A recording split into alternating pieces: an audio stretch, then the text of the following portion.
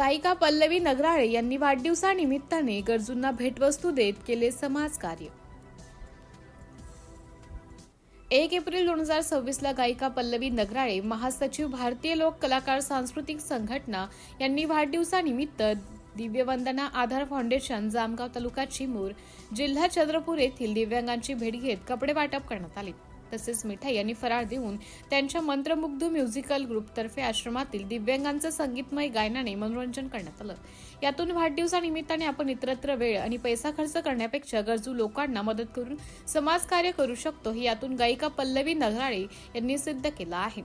समाजासाठी एक अभिमानास्पद कार्य या ठिकाणी त्यांच्या हातून घडलं आहे, हे मात्र नक्कीच। असा उद्देश आपण सगळ्यांनी ठेवायला पाहिजे, अशी आशा या ठिकाणी गायिका पल्लवी नगराळे यांनी व्यक्त केली। यामुळे आश्रममधील सर्व महिला पुरुष यांच्या दुःखमय जीवनात एक दिवस का होईना आपण आनंद आणू शकलो, ही भावना यावेळी गायिका पल्लवी नगराळे यांनी व्यक्त केली।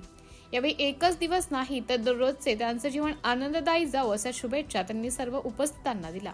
गायिका पल्लवी नगराळे आणि त्यांच्या संचाने आपल्या गोड गायिकेने आश्रमातील सर्व दिव्यांगांना ताल धरायला भाग पाडली।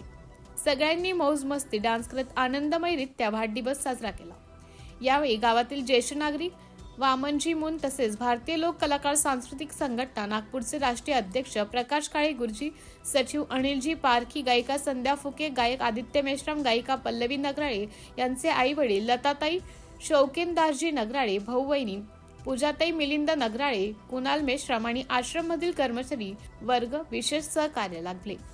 सिटी इंडिया न्यूज साठी प्रतिनिधी सुकन्या थडकर, हिंगणा।